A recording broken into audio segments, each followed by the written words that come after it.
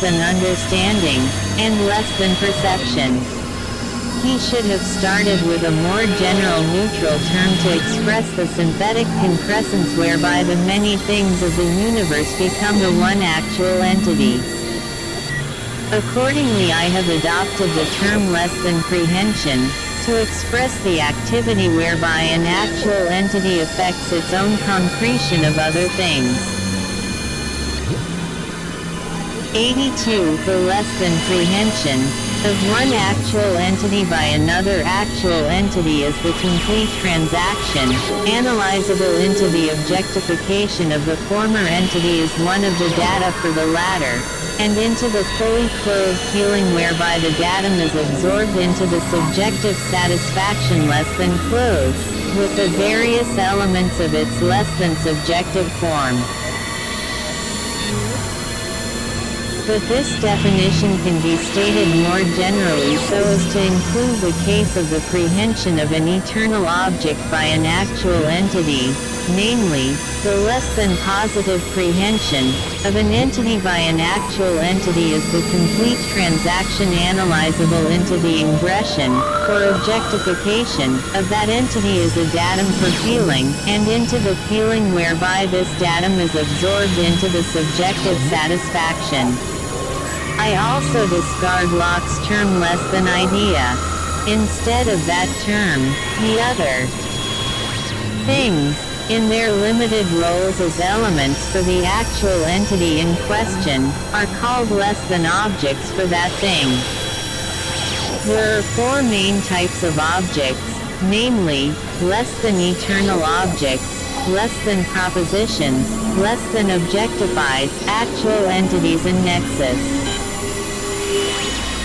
These less than eternal objects are Locke's ideas as explained in his essay 2I.1t where he writes, "Idea is the OECT of thinking. Every man being conscious to himself that he thinks, and that which his mind is applied about, whilst thinks." Ing, being the ideas that are there, it is past doubt that men have in their minds several ideas, such as are those expressed by the words, whiteness, hardness, sweetness, thinking, motion, man, elephant, army, drunkenness, and others. Related 3.2 when discussing general terms, and subconsciously, earlier in his discussion of less than substance, in 2.23 he adds parenthetically another type of ideas which are practically what I term less than objectified actual entities and less than nexus. He calls them less than ideas of particular things, and he explains why, in general, such ideas cannot have their separate names. The reason is simple and undeniable. There are too many actual entities. He writes, but it is beyond the power of human capacity to frame and retain distinct ideas of all the particular things we meet with. Every bird and beast men saw, 83 every tree and plant that affected the senses, could not find a place in the most capacious understanding. The context shows that it is not the impossibility of and less than idea, of any particular thing which is the seat of the difficulty, it is solely their number. This notion of a direct less than idea, or less than feeling, of an actual entity is a presupposition of all common sense. Santayana ascribes it to less than animal faith. But it accords very ill with the sensationalist theory of knowledge which can be derived. Fact and form. 53. From other parts of Locke's writings. Both Locke and Descartes wrestle with exactly the same difficulty. The principle that I am adopting is that consciousness presupposes experience, and not experience consciousness. It is a special element in the subjective forms of some feelings. Thus an actual entity may, or may not, be conscious of some part of its experience. Its experience is its complete formal constitution, including its consciousness, if any. Thus, in Locke's phraseology, its ideas of particular things are those other things exercising their function as felt components of its constitution. Locke would only term them ideas when these objectifications belong to that region of experience lit up by consciousness. In section 40 of the same chapter, he definitely makes all knowledge to be founded in particular things. He writes, "Yet a distinct name for every particular thing would not be of any great use for the improvement of knowledge, which, though founded in particular things, 16 enlarges itself by general views, to which things reduced into certs under general names, are properly subservient." Thus for Locke, in this passage, there are not first the qualities and then the conjectural particular things, but conversely. Also he illustrates his meaning of a particular thing by a leaf, a crow, a sheep, a grain of sand. So he is not thinking of a particular patch of color, or other sense datum. 17 for example, 84 in section 7 of the same chapter, in reference to children he writes, "The ideas of the nurse and the mother are well framed in their minds, and, like pictures of them there, represent only those individuals." This doctrine of Locke's must be compared with Descartes' doctrine of realita eo activa. Locke inherited the dualistic separation of mind from body. One count he had started with the one fundamental notion of an actual entity, F. The complex of ideas disclosed in consciousness would have at once turned into the complex constitution of the actual entity disclosed in its own consciousness, so far as it is conscious fitfully, partially, or not at all. Locke definitely states how ideas become general. In section 6 of the chapter he writes, "And ideas become general by separating from them the circumstances of time, and place, and any other ideas that may determine them to this or that particular existence." Thus for Locke the abstract idea is preceded by the idea of a particular existent. Children frame an idea which they find those many particulars do partake in. This statement of Locke's should be compared with the category of conceptual valuation, which is the fourth categorial obligation. Locke discusses the constitution of actual things under the term real essences. He writes section 15, T same chapter, and thus the real in 16. My italics. 17 is he is in I. 2, 15, where he writes, the senses at first let in particular ideas, and furnish the yet empty cabinet. Note the distinction between particular ideas and ideas of particular things. Discussions and applications. 54. Eternal but generally in substances unknown constitution of things, whereon their discoverable qualities depend, may be called their essence. The point is that Locke entirely endorses the doctrine that an actual entity arises out of a complex constitution involving other entities, though, by his unfortunate use of such terms as cabinet, he puts less emphasis on the notion of process than does H. Hume. Locke has in fact stated in his work one main problem for the philosophy of organism. He discovers that the mind is a unity arising out of the active prehension of ideas into one concrete thing. Unfortunately, He presupposes both the Cartesian dualism whereby minds are one kind of particulars, and natural entities are another kind 85 of particulars, and also the subject-predicate dogma. He is thus, in company with Descartes, driven to a theory of representative perception. For example, in one of the quotations already cited, he writes, and, like pictures of them there, represent only those individuals. This doctrine obviously creates an insoluble problem for epistemology, only to be solved either by some sturdy make-believe of animal faith, with Santayana, or by some doctrine of illusoriness, some doctrine of mere appearance, inconsistent if taken as real with Bradley. Anyhow, representative perception can never, within its own metaphysical doctrines, produce the title deeds to guarantee the validity of the representation of fact by idea. Locke and the philosophers of his epoch, the 17th and 18th centuries, are misled by one fundamental misconception. It is the assumption, unconscious and uncriticized, that logical simplicity can be identified with priority in the process constituting an experience equation. Locke founded the first two books of his essay on this presupposition, with that exception of his early sections on substance, which are quoted immediately below.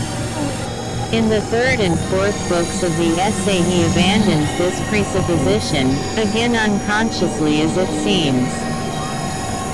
This identification of priority in logic with priority in practice has vitiated thought and procedure from the first discovery of mathematics and logic by the Greeks. For example, some of the worst defects in educational procedure have been due to it. Locke's nearest approach to the philosophy of organism, and from the point of view of that doctrine his main oversight, are best exemplified by the first section of his chapter, of our complex ideas of substances, 2:23:1.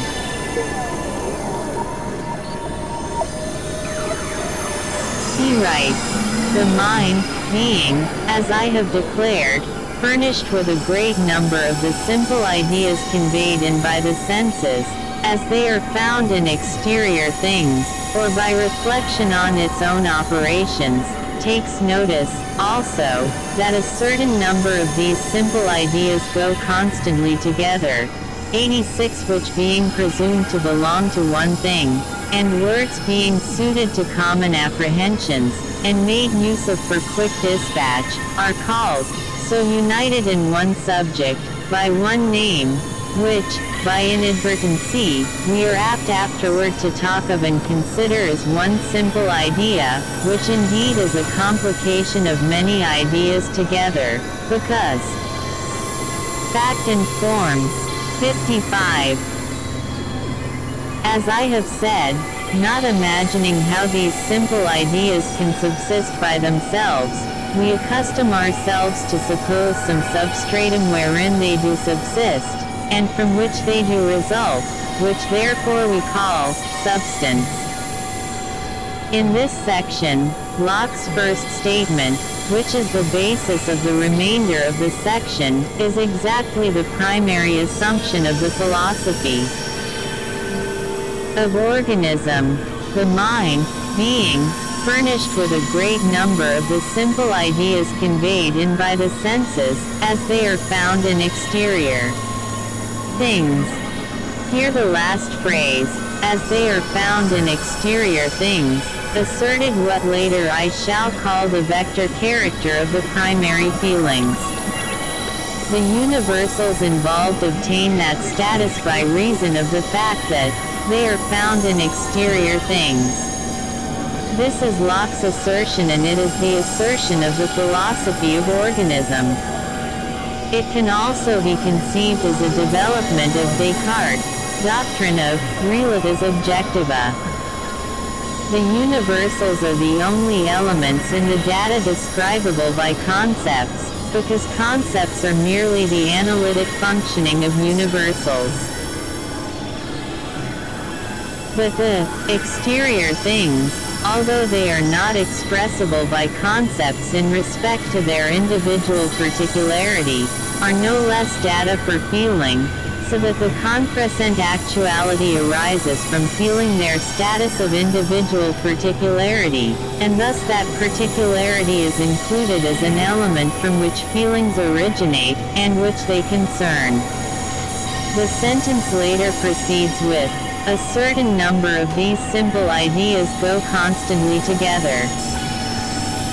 This can only mean that in the immediate perception, a certain number of these simple ideas are found together in an exterior thing, and that the recollection of antecedent moments of expery hence discloses that the same fact, of 87 togetherness in an exterior thing, holds for the same set of simple ideas. Again, the philosophy of organism agrees that this description is true for moments of immediate experience. But Locke, owing to the fact that he veils his second premise under the phrase, "go constantly together," omits to consider the question whether the exterior things of the successive moments are to be identified. The answer of the philosophy of organism is that, in the sense in which Locke is here speaking, the exterior things of successive moments are not to be identified with each other. Each exterior thing is either one actual entity, or more frequently, is a nexus of actual entities with immediacies mutually contemporary. For the sake of simplicity we will speak only of the simpler case where the exterior thing means one actual entity at the moment in question. But what Locke is explicitly concerned with is the notion of the self-identity of the one enduring physical body which lasts for years, or for seconds, or for ages. He is considering the current philosophical notion of an individualized particular substance, in the Aristotelian sense, which undergoes adventures of change, retaining its substantial form amid transition oft accidents. Throughout his essay, he in effect retains this notion while rightly insisting on its vagueness and obscurity. The philosophy of organism agrees with Locke and Hume, that the non-in 56. Discussions and applications. Individualized substantial form is nothing else than the collect icon of universals or, more accurately, the one complex universal common to the succession of exterior things, at successive moments respectively. In other words, an exterior thing is either one actual entity, or is a society with a defining characteristic. For the organic philosophy, these exterior things, in the former sense, are the final concrete actualities. Tile individualized substance of Locke must be construed to be the historic root constituted by some society of fundamental, exterior things, stretching from the first thing to the last thing.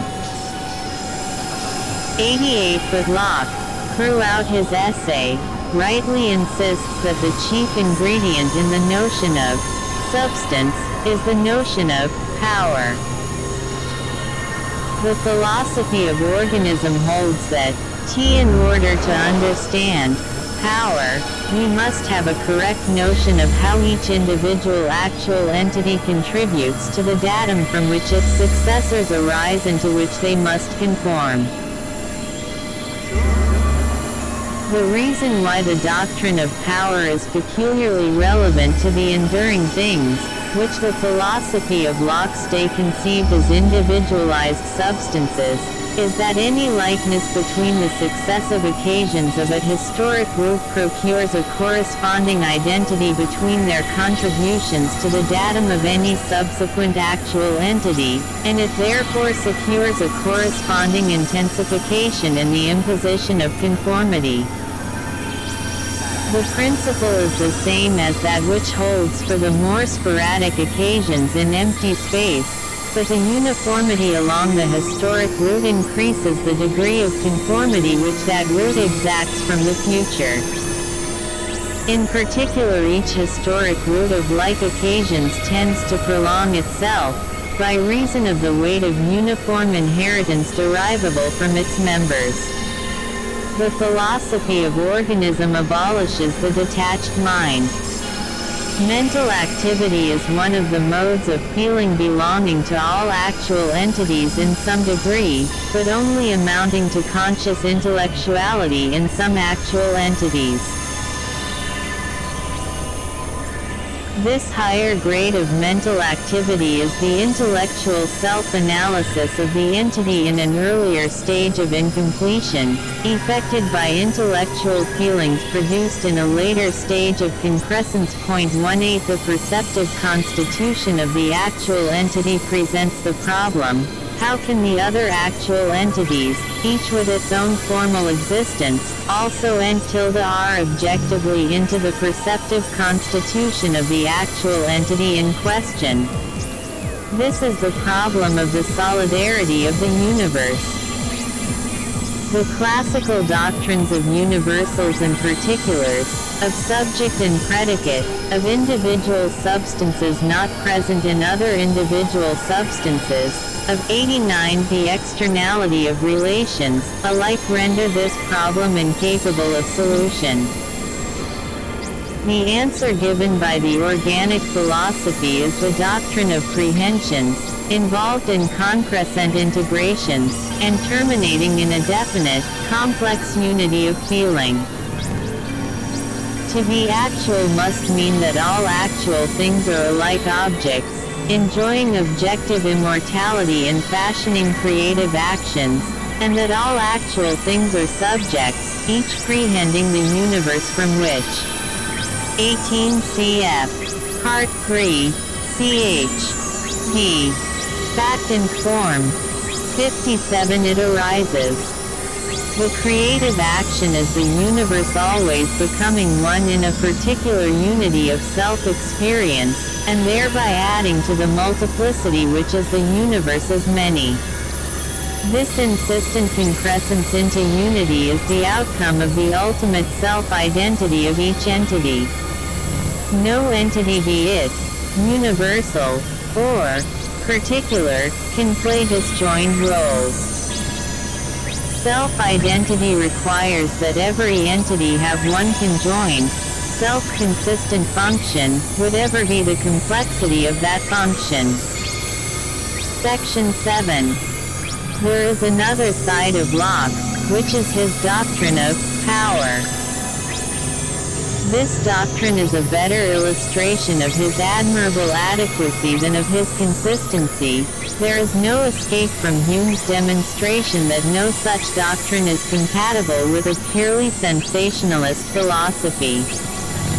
The establishment of such a philosophy, though derivative from Locke, was not his explicit purpose.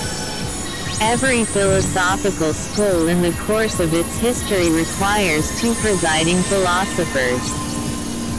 One of them under the influence of the main doctrines of the school should survey experience with some adequacy, but inconsistently. The other philosopher should reduce the doctrines of the school to a rigid consistency. He will thereby effect a reductio ad absurdum. No school of thought has performed its full service to philosophy until these men have appeared. In this way the school of sensationalist empiricism derives its importance from Locke and Hume. Locke introduces his doctrine of power as follows: 2:21, 1-3t.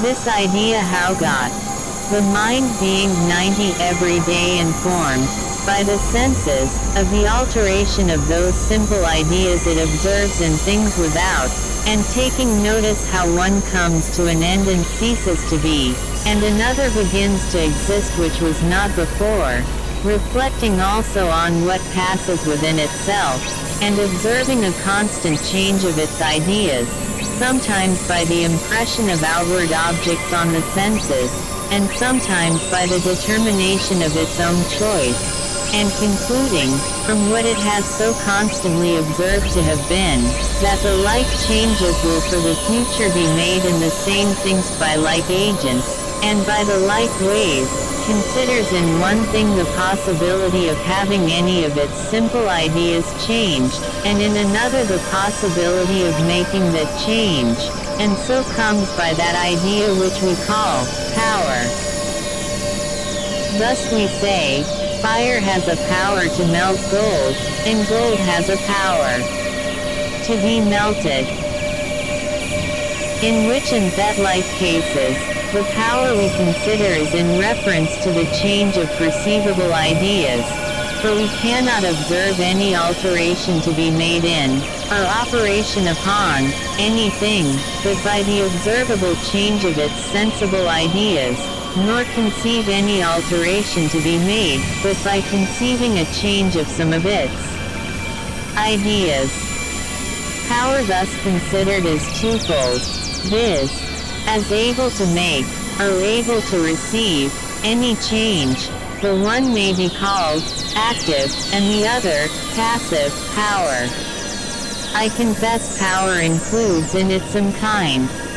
58.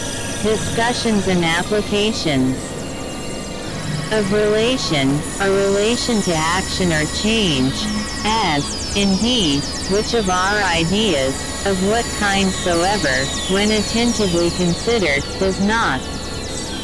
For our ideas of extension, duration, and number, do they not all contain in them a secret relation of the parts? Figure and motion have something relative in them much more visibly. And sensible qualities, as colors and smells, etc., what are they but the powers of different bodies in relation to our perception? Our idea therefore of power, I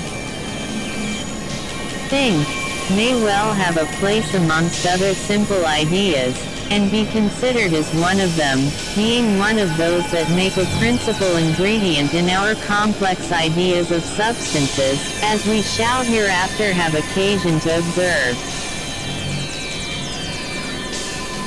91. In this important passage, Locke enunciates the main doctrines of the philosophy of organism, namely, the principle of relativity, the relational character of eternal objects, whereby they constitute the forms of the objectifications of actual entities for each other, the composite character of an actual entity, i.e., a substance, the notion of power, as making a principal ingredient in that of actual entity's substance. In this latter notion, Locke adumbrates both the ontological principle, and also the principle that the power of one actual entity on the other is simply how the former is objectified in the constitution of the other. Thus the problem of perception and the problem of power are one and the same, at least so far as perception is reduced to mere prehension of actual entities. Perception, in the sense of consciousness of such prehension, requires the additional factor of the conceptual prehension of eternal objects, and a process of integration of the two factors d. Part 3. Locke's doctrine of power is reproduced in the philosophy of organism by the doctrine of the two types of objectification, namely, a causal objectification, and F.J. presentational objectification. In causal objectification, What is felt subjectively by the objectified actual entity is transmitted objectively to the concrescent actualities which supersede it. In Locke's phraseology, the objectified actual entity is then exerting power. In this